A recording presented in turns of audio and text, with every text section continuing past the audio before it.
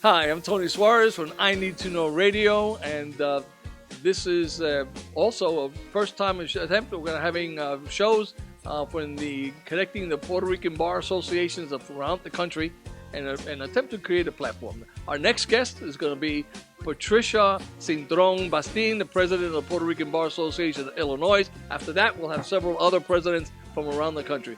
I hope you join us. I hope you like the show.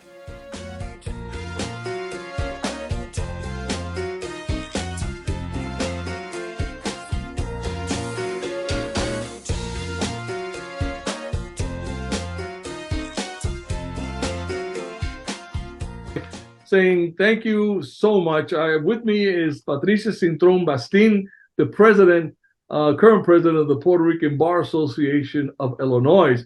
And for those of you who do not know, there are Puerto Rican bar associations in Florida, New York, Illinois, and of course Puerto Rico. This conference and this show is about trying to connect all of us. And on a national basis to create a national platform. There is currently no national platform for Puerto Ricans on the mainland, and incidentally, there are about 5 million Puerto Ricans in the mainland, and about 3.5 or 3.2, depends on who you ask, Puerto Ricans on the island. But certainly we have what we call a diaspora, which is much larger on the mainland than it is on the island. And because of the political situation of Puerto Rico, they really can't help themselves very much. They can ask, they have a voice and someone is asking, but they cannot power. They have no power over their future. But we do, because we have congressmen and we have senators, and we can ask, and we can cajole, and we can vote, and we can protest, and we can make our voices heard. So with that, Patricia, I want to say thank you so much for joining us on the initial interview and the initial show of, we're calling it I Need to Know, because I had a radio show for many, many years, I Need to Know, here in Central Florida. And so we relaunched it because as I got older, I decided I couldn't do that show constantly. But now that I've retired and I have a little bit more time, I'm relaunching the I Need to Know under what we call the Public Trust Network. It's going to be a channel bringing different kind of programming. And so I Need to Know is going to concentrate on Puerto Rico and Puerto Ricans on the mainland. And so with that, again, thanks so much for letting us know. And what I like to know about this, let's start off with a simple question. How is the status of the Puerto Rican Bar Association in Illinois? Tell me about the history, of the bar, and what are you guys up to? Well, we are close to celebrate in January 2024. We'll be celebrating our 30th anniversary of being a bar association in Illinois. So we're very excited about that.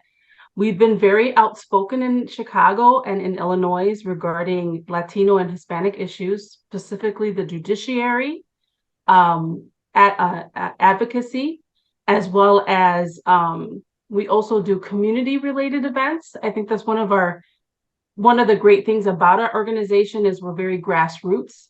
So we do food pantry drives, we do gift drives, we do, of course, the judicial evaluations, we push for Latino representation in the Illinois judiciary. We also give law school scholarships to upcoming law students. We are a small, I always call us the small and mighty. We're small and mighty because, we have 50 members. So we're relatively small. We have our sister organization, HLAI, which is the Hispanic Lawyers Association of Illinois. They're certainly bigger, but we're smaller, and we do quite a bit in the community. Recently, we won the Illinois State Bar Association's Diversity Leadership Award. I saw that on your bar page. That was so beautiful that you were awarded for the Diversity Leadership Award. And so talk to us. I read the article. It was very interesting. Tell our public what that means. Oh, it is the first time any affinity bar in Illinois has been nominated, let alone won. So it is a monumental achievement for our bar association because, like I said, we're very small, but we have a big heart. And we all work really hard on the board. Currently, there's 14 members of the board. About 4 of them are judges, the rest are attorneys, and then we also have a paralegal as an honorary member of our board because we want to be all inclusive. Of course, you don't have to be Puerto Rican to join, so as part of our organization as well. And we just do so much for the community that it is so rewarding that the Illinois State Bar Association listed, and then we're actually getting the award September 14th at their membership appreciation event. So that'll be posted on our website as well. Well, that's awesome. Congratulations, you guys, because well, I often say that Puerto Rico is like the Chihuahua of the Caribbean. It's small, pero grita mucho. Mm-hmm. And so we're a small little island, but we have the best artists around in music and musicians that go around the world.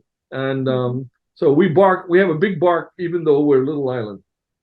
So true, so true. That's a beautiful thing in the bar. Yeah, 30 years, that's wonderful. New York, you know, as you know, or you may know, I was president of the Puerto Rican Bar Association in New York in 1988.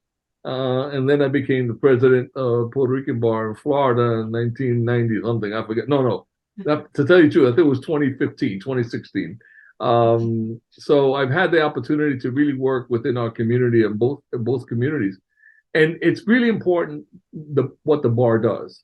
And so, in fact, as a result of our involvement, after the Hurricane Maria in 2017, we had that migration that came to Florida, about 50,000. At that time, I was president of the Puerto Rican Bar Association of Florida. And it occurred to us that we wanted to help Puerto Ricans coming, but we didn't want to do it like everyone else does, you know, collecting Pampers and water and stuff like that. What can we as lawyers do that was different? And that's what it occurred to me, that we could do that as lawyers. And so I started looking at the Florida bar rules and realized that if we incorporated a non-for-profit law firm that works with the indigent, well, we could provide the services, and then we could raise money for that effort. And at the same time, on the Florida bar rules, we could actually bring lawyers from Puerto Rico to work for us for a full year, working in the courts of the state while they're preparing for the bar. So that seemed to be a wonderful thing, that we were able to kill 2 birds with 1 stone. And in fact, that we did that. We not only started it, we brought several lawyers from Puerto Rico who eventually transitioned into being lawyers in Florida. And we even did a program where we had some of the law students that came out of the University of Puerto Rico School of Law, and they transferred over to Florida State University without any cost, you know.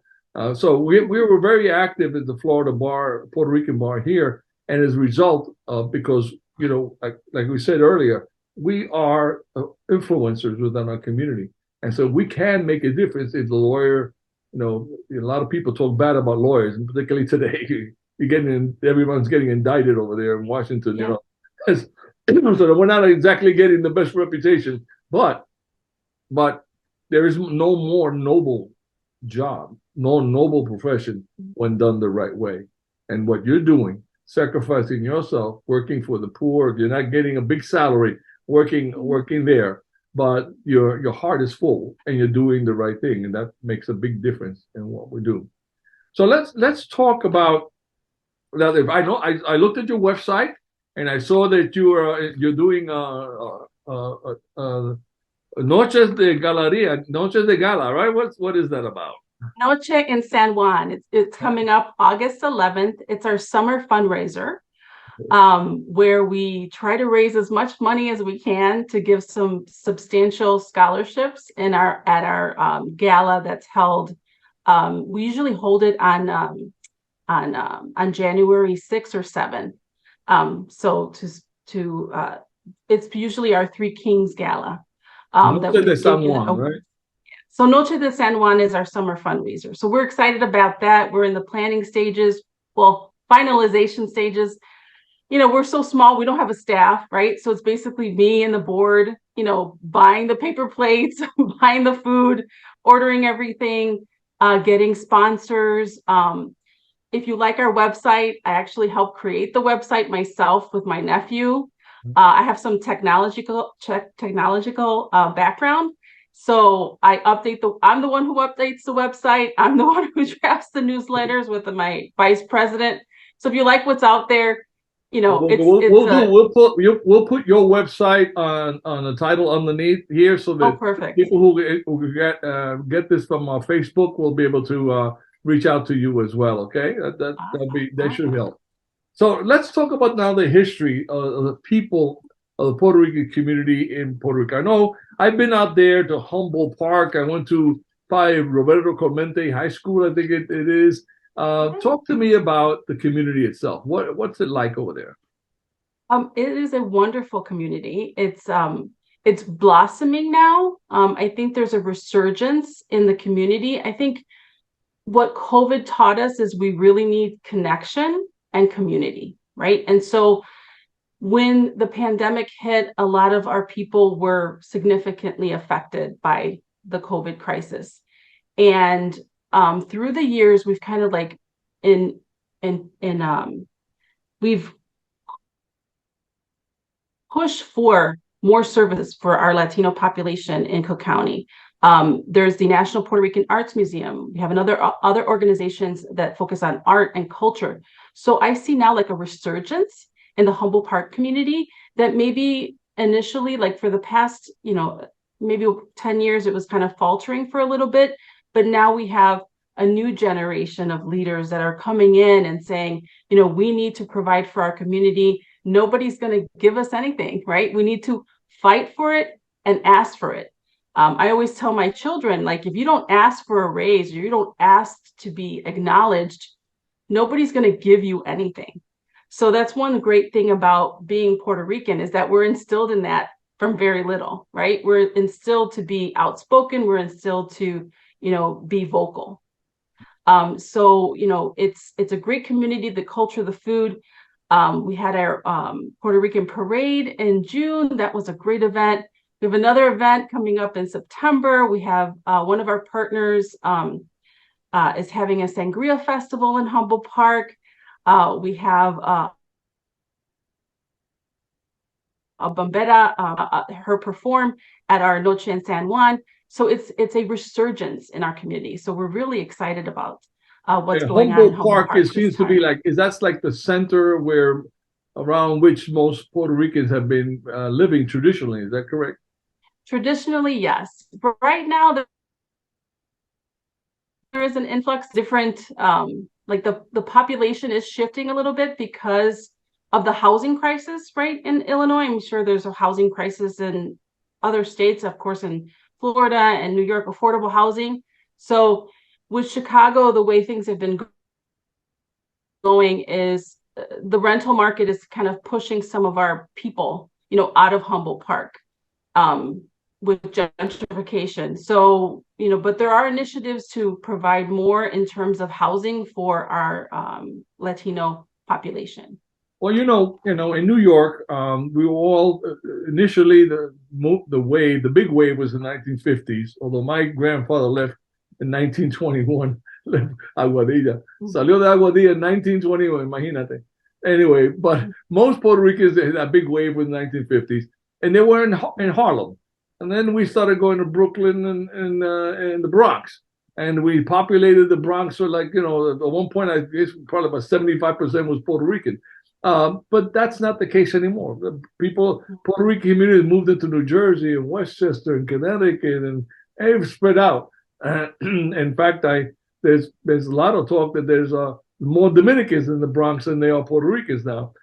So that's to be expected. The migration effort of people as they climb up the economic standard. So the question I have is it your experience that in fact that the Puerto Rican community in Chicago has moved up the economic ladder, so moved out of the traditional locations where they've been congregated and then moving out into the suburbs? I totally agree with that statement. Myself, I live in Park Ridge, Illinois, which is considered to be a very affluent area of Chicago. I'm definitely in the minority. I checked my block. I'm only the second Latina on this block. Uh, so when we moved in, it was a culture shock for me because I had grown up in Chicago. And we had moved for the school. My son had some special needs that we really wanted addressed, and so we moved to the suburbs. But I think a lot of our people are up and coming. They are moving to different suburbs. They're moving to the northwest side of Chicago, not necessarily like concentrating in Humboldt Park. But when there's these wonderful events and our cultural center is there, everyone comes in. You know what I mean? They all come in. They're all excited about it. We have so much fun with each other. It's just amazing. It's like Yeah, a that's why bigger family. the parade it actually is that one thing. I mean, in New York, that was it. In New York, everybody went to the parade. So, in fact, since we were several generations away, as long as you showed up at the parade with a little flag, you knew you were Puerto Rican. So Yes, yes. so that's an important. That's why the parade is such an important, actually, cultural heritage for us, as a people. So, which then leads us to the perfect segue to the question of why Puerto Rico. When I was president of the bar, the question was, okay, why have Puerto Rico a bar? Why don't you just become part of the Hispanic bar? My answer to that was because Puerto Rico has its particular issues, and the Hispanic community in general has other issues. We do not suffer from the immigration problem that most Hispanic communities and every Hispanic bar association that I've been affiliated with, it concentrates big time on the question of immigration. And so Puerto Rico, because it is a little Chihuahua in the Caribbean, its issues get lost, whereas the issues are very big. So if we do not maintain Puerto Rico or Puerto Rican Bar Association, it will get lost. So that's been the reasoning why I kept, I felt it was important to keep the concept of Puerto Rican bar going. And I'm sure that you have part of that as well. But then that leads us to the question is, how do we maintain contact with the island, and how much contact should we have? Because with generations come change. And so, I learned, I didn't learn Spanish, I learned Spanglish, right? And so I had to learn, and then I had to learn about, the behind me are the bust of Muñoz Marin and Pedro Albizu Campos. And I have others of Puerto Rican próceres on here in my office. But I had to learn about them because I didn't learn about them in school. I learned about the Algonquin Indians. I did not learn about the Taino Indians. I learned about the Peter Stuyvesant, the first mayor of New York, but I never learned about Muñoz Marin or anything else. So it's a struggle to also identify yourself as in a specialty bar, as they call us, right? And yet we are detached from the island. We don't get to be as much involved as perhaps we would like to. How do you see that situation? Well, I mean, I agree. As generations come, so my parents migrated to Chicago in the 50s, right? They met in Humboldt Park on a bus, and the rest was history. They fell in love, they got married. They always had, everyone always has that dream to go back to the island, right? They're always like, okay, well, we'll stay put in Chicago for now. Dream is to go back. There's not many jobs in Puerto Rico. It's very hard to make a living in Puerto Rico. And I think that you're completely right. Like, we need to have more connection back to the island. I agree full-heartedly. We do need to have more education for our generation and for the next generation. I took Latin American studies in college, and, there wasn't necessarily a class on Puerto Rican culture and history. And I'm finding that, that's one thing that I would love to do as well, is get more in my experiences, our history. So, I recently traveled to the island in April of last year. I took my children to Puerto Rico for the first time. They saw where my parents came from.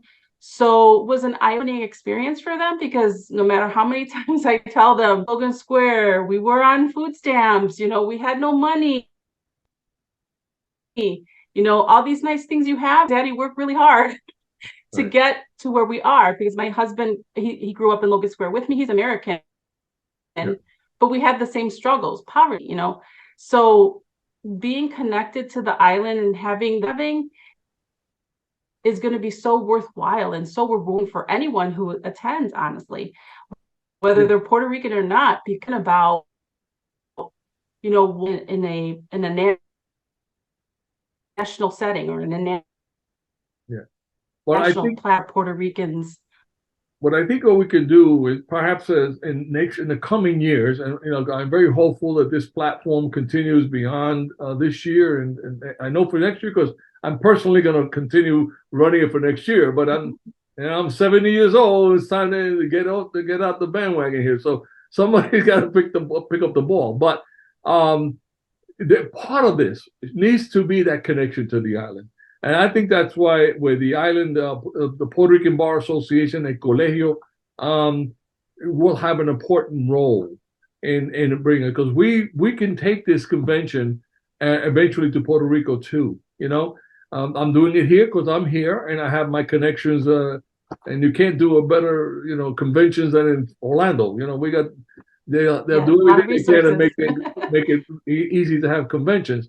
But eventually, to address the question of our heritage, our background, for why we call ourselves the Puerto Rican Bar Association, there has to be a question addressed to our background, which then leads to the last question of a perfect segue, because part of this effort and part of this platform and conference is to exert ourselves as mainlanders, because we have congressmen, we have voters, to assist Puerto Rico, which cannot assist itself. Now, I had a beautiful article was published in your newspapers over there about Puerto Rico's future status, and it says Puerto Ricans may soon get say on island's long-term territorial status. Puerto Ricans may soon get a say on island's long-term territorial status. It's written in March 27, 2021. And so out of WTTW, one of your newspapers over there. So the question is, how is or does your bar association, your members, take any position? This is a nonpartisan platform, clearly.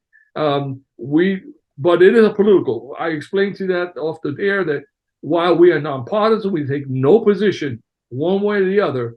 We are, however, intent on bringing information and education, not just to Puerto Ricans, but specifically to the Americans who have the power, who have the vote over Puerto Rico.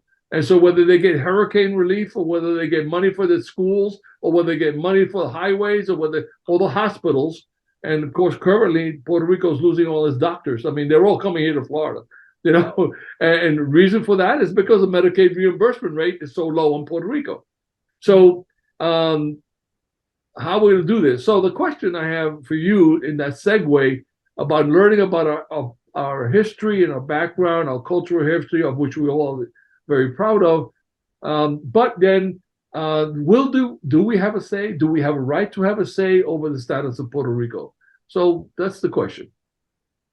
I mean, of course we have a right to say in the status of Puerto Rico. Our ancestors came from the island, whether we live on the when we live on the mainland, that doesn't mean we lose our connection, right? We're always going to have our heart in Puerto Rico. And so I think we do need to be vocal and, shout to the rooftops that we need representation in the courts, as well as in the legislative body, to pass laws that hopefully affect positively the status of Puerto Ricans. We all have to, we only have to talk to our relatives to know what is really going on in the island, right? We see it firsthand.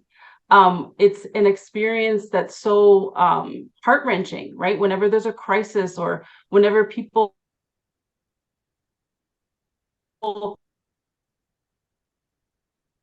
whenever people go, so disheartening, to see some of the conditions that our people are living in.